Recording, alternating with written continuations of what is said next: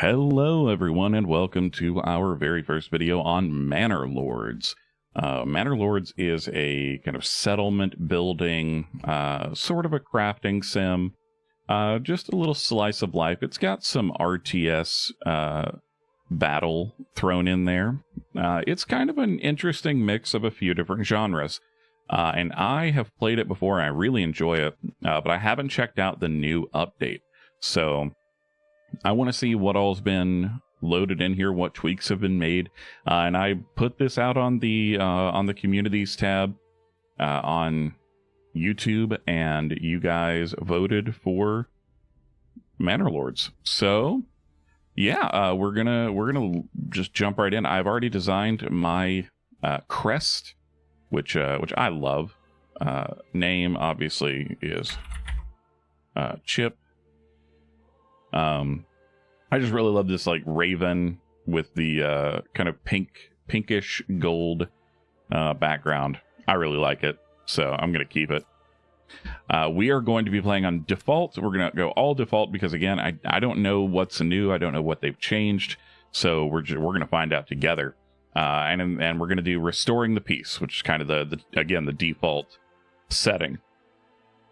Now it does look like since I last played, they've got Rise to Prosperity and On the Edge ready to go, but still only the single early access map. This game is still in early access. The developer was a single person developer, and then they started working with, I believe it's Hooded Horse, and so they've had a little bit more assistance over the past few months, but it is still mostly the one guy working on like implementing the ideas and suggestions from the community. He's been very good about that sort of thing. And yeah, I think he's done a tremendous job. This is a great game. Victory condition dominance. Build up your town, your manor, and when ready, press claims towards regions owned by your opponents. Once a claim has been pressed, be ready for battle. I'll unite these lands under my rule. Well, you don't have any other option. All right, obviously, starting off, we've got some homelessness stuff that we can't really do anything with. We've got an iron deposit here. Let's take a look at what we've got. So we are starting out in Eichenau. I don't know how to pronounce that. We've got a rich deposit of wild animals, a rich deposit of stone, a good clay deposit, and berry deposit is growing. We've got a trade point over here to the east. We've got an iron deposit very close to our starting location. So looks like if we wanted to play the starting location as it is, then we would. Actually, I want to pause the game. Then we would focus on trade in iron and stone, and get all of our food from wild animals and berries. That would be if we were going to start, from where we are, just using the resources around us. Now, obviously, you don't have to do that. You can do whatever you want. We could become a farming community if we wanted to. But I don't care much for farm life. I didn't when I lived in Kentucky, and I don't now. So we're going to probably end up being hunters. So the first thing I want to do is I want to build some roads. So I'm going to hit R, and then I'm going to build a road just straight out. Roads don't use any resources, or at least they didn't as of my last playing. You simply build them. And I like to do that pretty much immediately because you want easy access to all of your materials. And then I'm also going to build a road from here to here because we are going to have our hunting cabin set up. So that's actually the first thing that I'm going to try to get going if I can. So we got our hunting camp. Sweet. So we're going to put the hunting camp. You don't want to put it in the red here. It'll overlap the habitat and may cause the animals to leave. So you don't want to put it too close, but I think right here. And then we can set this priority to high. And then we can also start our logging camp. We're going to put the logging camp a little bit further away because I want them to take advantage of all of these there trees. I don't want to uproot trees for construction, but if I have to, I'll go with 1 instead of 2. We'll put it there. Why not? And then actually, we'll hit R again, and we'll build another road. You can always delete your roads later if you don't like where you've placed them.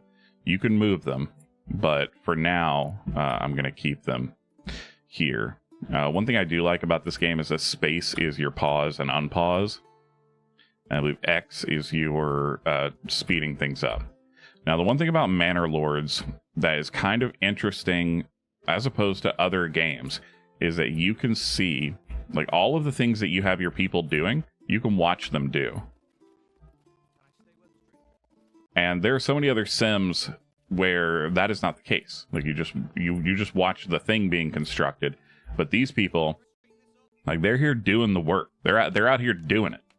And our ox, is that Linhart? No, Linhart is guiding the ox. Albrecht is our Albrecht is our ox. Okay, so the construction is finished. So we'll click on that, and we want to assign. We're going to assign 2 people because I want to start building up our food storage. We have 3 unassigned families here, 2 assigned.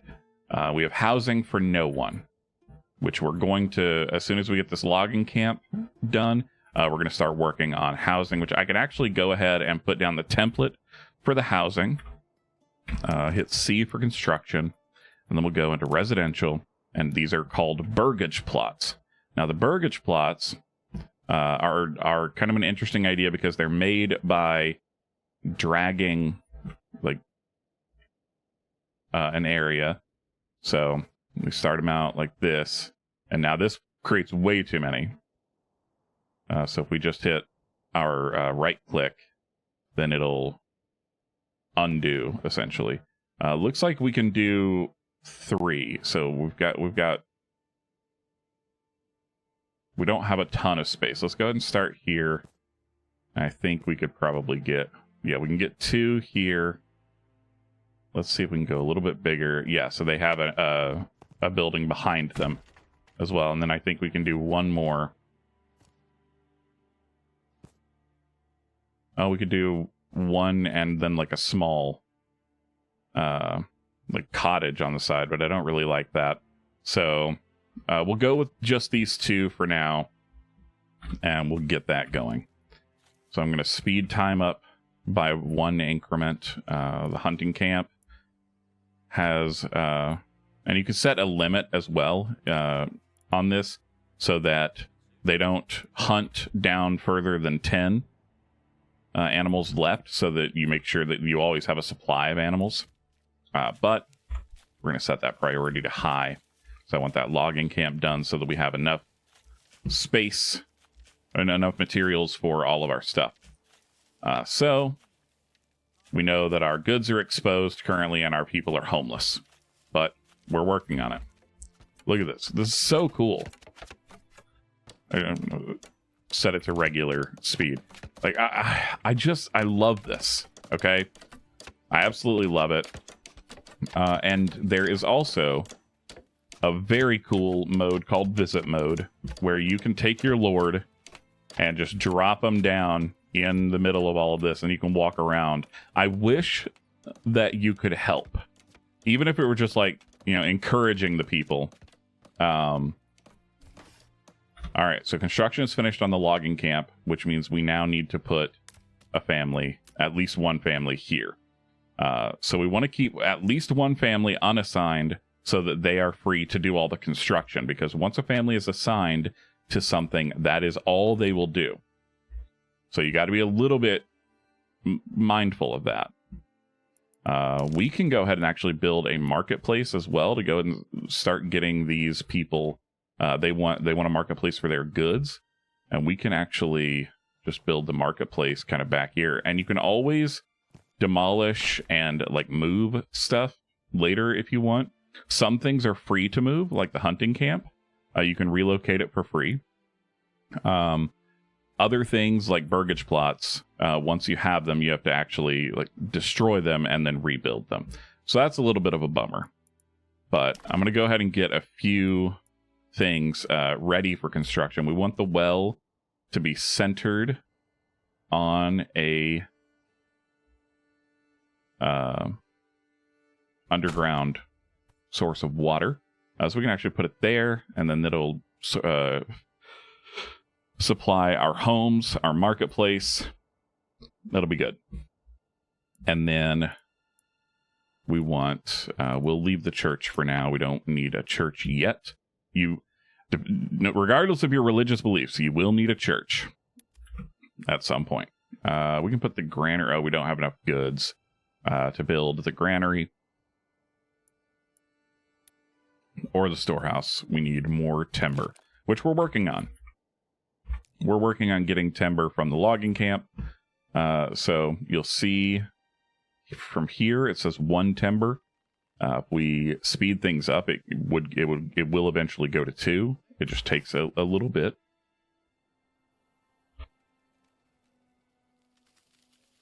You have to physically wait for people to like move back and forth. A new message. I've heard of your renown. I only seek to defend my rights and my honor against those who would wrong me. I hope that you will not judge me by the rumors and slanders that some may spread about me. Signed and sealed by my own seal, Hildebolt von Bernrut. I'm going to write back.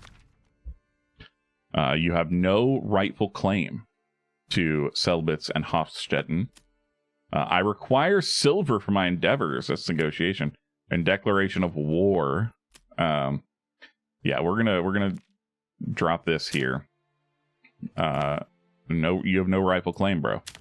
Like, you have no claim to it. It's my land. It's all mine. Mine, all mine. All right, now we have our 2 timber, so we can build a storehouse or a granary. Let's get a storehouse going in. We'll put that right here. And then the granary will be next. Because they will start to overproduce in the hunting camp and the logging camp. And they need a place to store that overproduction. Also, your supplies will start to get put in the storehouse as well. Let's change that priority to high so people actually start getting it done. We can now begin construction on another burgage plot, I do believe. Oh, nope, we got to wait until we get more wood. Oh, there we go. We got it. C for construction, burgage plot. And then we'll just, again, kind of make this a little narrow. There we go. If you hear any weird banging, they are working on the apartment next door again today. So, yeah, it just keeps happening. So we're doing it. We're moving forward. This game, it's pretty chill. Like, especially if you don't change any of the difficulty sliders and you just kind of focus on the building aspect of it and just managing your town or your village, which you will eventually, right now it's a settler's camp. Eventually it'll go up to a small village. Let's go ahead and visit the market stall. Oh, hold on. Well, we glitched a little. There we go. Hey, look at this. Oh, it's so good. I love it. All right, we're gonna go up here. All right, they are repeating themselves a lot. Hello, lady. I'm your lord. Oh, I don't have a manor house yet, but I will at one point. Someday I shall have my own manor. And you can just look at the detail on this house, though, bro. Like, it's so good. One dude worked on most of this. It's so cool. I gush about this game a lot to people because it's just, I think that it's incredible. Like that's just it. I think it's incredible. All right, we can go to the market stall, and we can see that there's a person here selling food. Ugh, so good. And then if we go over here, you can actually see the hunting camp where they've caught a deer, and now they're dressing it, letting it bleed out. This guy's working on his bow. He's fixing up his bow. These are field dressed, skinned, ready to go. Oh, this guy's dragging a deer in. It's just super cool. Okay, I think it's dope. Yeah, I like it a lot. It makes me very happy. Just the attention to detail is chef's kiss. All right. So we're gonna move time forward a little. We got another burgage plot finished, so that's awesome. So the more houses you build, if you have an excess of homes available, you'll actually get more people coming to your town as well, which is very cool. So we are actually going to go ahead and we have 5 lumber available, which means we can do 2 burgage plots. And we'll go ahead and construct. Oh, actually, we have even more now. So let's go ahead and we're gonna just build a bunch of row homes here, essentially. And the reason for that is because we want more families showing up as soon as possible. We have a decent amount of food right now, and then actually we can build a yes, the berry deposits are done, so we can actually build a collection for the berries as well. So this will be under gathering, and it is the forager hut. I do remember. We need 1 lumber. Okay, or timber, I should say. It's not lumber, it's timber. All right, we got it. So now we can build the forager's hut, and you can build the forager hut like really close to your berry gathering. Just make sure you also build a road from your forager hut to a road. Otherwise, it's going to take them a very long time to bring the berries back to a storehouse or back to a market stall, which they will set up a market stall as well.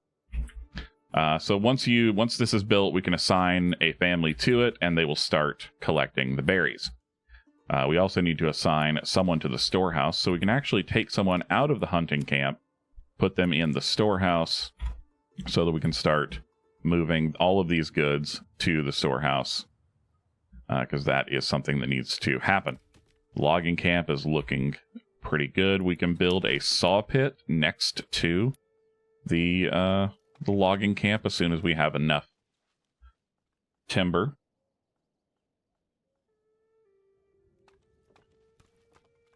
And the saw pit will make firewood, which is not important right now, but it will be soon, because it will provide fuel. Because you'll start having things that require fuel. Now we have mercenary companies available. Mercenary companies are... oh, okay. So we got the firewood stall. Okay, so we're selling firewood now, which is very good. We like that a lot. Mercenary companies are good for taking out bandit camps or any other. So there's a bandit camp over here. You can tell by the tent. We haven't spotted any like really close to our territory yet, but we might later. And when eventually you start pressing your claim out and start taking on Hildebolt, then you'll need a larger army, and you can supplement your own militia with mercenaries. So that's the idea behind the mercenary companies. And yeah, that's where the real-time strategy style of the game comes into play. It's not nearly as in-depth as something like, oh my goodness, hold on a second. Sorry about that. It's not nearly as in-depth as something like Total War, where like you command a large army and you have different factions that are good against some, bad against others. Like it's not that in depth, but it is an interesting and kind of fun little element to the game. So we've got stuff that needs to go into a granary now. So let's go ahead and build our granary. Fresh meat. Get your fresh meat here. I like to put the storehouse and the granary right next to each other. And so yeah, that will take care of the pantry goods. We're still working on the homeless problem, but it's going to take a little bit. We got things happening. Oh no. So unfortunately, this means that the supplies might get damaged since it's raining. If they get rained on twice, then they get damaged, which would be a bummer, but it's not the end of the world if that happens. So for a hitching post, we actually have the ability to get another ox, which would help us build things a little bit faster. I don't think we need it right now. I think we're doing okay for now. We're still in April, so we're still doing just fine there. We're actually going to put the priority of the forager hut up a little, though. We have plenty of food. So this tells you how much food you have to last. So we have food for 9 months and fuel for 7 months. That goes down a lot faster than you expect once you start getting more people coming into your town. So right now we have a total population of 12. That's gonna go up significantly before too long. So let's hope that these supplies can get put into our granary. I should have made that the highest priority. Let's do that. Yeah, the ox was already going to one of the burgage plots, it looks like. So that's, maybe. Where are you going? Where are you going, buddy? Are you going to the forager hut? Yeah, you are. He's going to the forager hut. Oh, well. There's kind of a funny YouTube series that I saw where someone follows the ox around, like, through the entire game. And that was pretty funny, I thought. You can just, like, walk around and just exist in this game. And it's quite nice. My wife made fun of me because I was so enamored with the fact that, like, when you're all the way down, let's see if I can find some. Yeah, here, like it's waving in the breeze, like the grass and the bushes, like they sway in the breeze. That's incredible to me. It's just the attention to detail again is so nice. But that's not what we're here for right now. Right now, we need to build some more. So I'm thinking that I want to build... Actually, I kind of want to start getting this stone going. So the stone cutter camp. Workers gather stone from nearby field stone deposits. So I think we could put it here. And we may not even, like, staff it yet, but just having it built, I think will be good. But this iron, I also want, I want that to be taken care of, because the iron can be either traded or used to make weapons, I believe, later on. So we definitely want someone at the iron mining pit. All right, looks like the loggers are doing a good job of clearing this area. Once we start to get out a little bit more... Okay, the granary is finished. That's awesome. Once the loggers have started to take this area out a little bit more, we can put a forester's hut around here, and they will replant trees that have been felled so that you're not just going through deforestation all the time. you can, put things back as well, which I think is really cool. Like, you can replant some of the trees that you cut down, and it's a pretty effective system. The supplies are getting rained on again. I should have built the granary faster. There's no one in it. I should have assigned someone as soon as it was done. That was my bad. So those supplies may end up damaged. I mean, so far they're okay. But you see this person with their hand cart, this little dude. Look at it. That's so cool. And he's gonna take it and he's gonna put it in the granary. Very cool. Sorry, I would literally just like sit and watch the just the slice of life stuff that's going on over here. It's very cool. Okay, so we've got hides and we've got meat over here in the hunting camp, which means that we might be able to build a tannery before too long. Let's see here. Yes, so we can use a tannery, and the tannery will produce leather.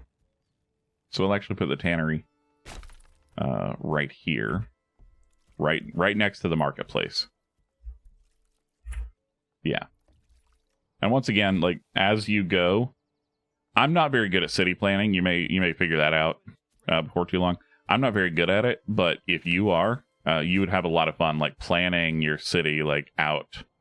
I've seen ones that are just big grids. I've seen, like, circular cities, sort of mimicking the wagon wheel type that medieval villages used to have. It's pretty cool. You can do all kinds of things with it. I'm just not, like I said, I'm just not very good at city planning and city placing things. If you are, then you can do better, and then send me a video or a screenshot of what your city looks like. I would be very interested. I mean that. Let's see. Okay, so if you hold shift, tab. There we go. You hold tab, you can see what your progress is on certain buildings. You can see how many people you've got assigned. That's what this little cogwheel is. And then you can see what certain things are. So if you look here, this is still supplies. So this is the storage of timber over here.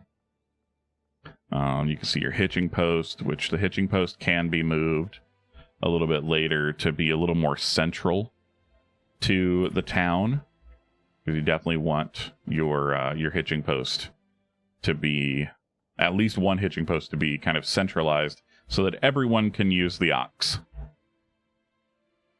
If you only have one ox, then you're gonna need people to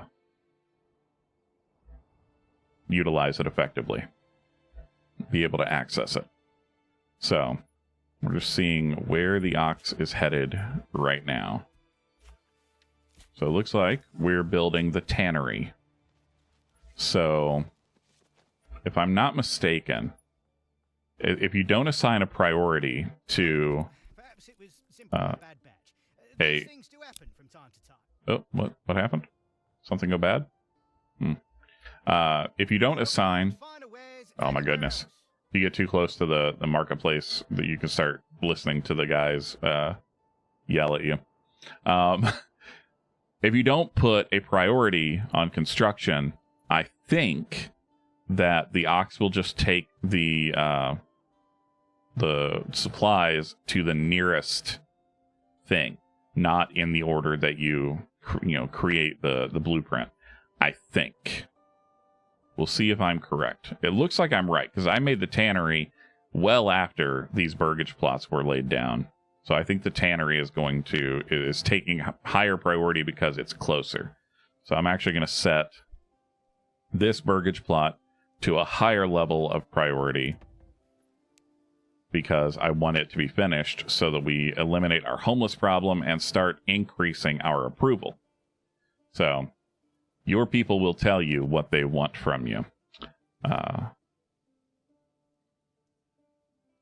So yeah, as that continues, as we get our burgage plot finished up, I'm going to make sure this worked. There, Albrecht is having some trouble here. Oh, he doesn't have a guide. I haven't assigned anyone to the hitching post, which shouldn't be an issue right now. Okay, good. He is finishing the this burgage plot. Look at the fence being made.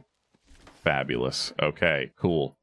So now we just have these 2 last plots to finish, and we'll be good to go. So I'm going to let that run while I say adieu for now. Thank you guys so much for joining me. If you want to see more of this Manor Lords series, please let me know.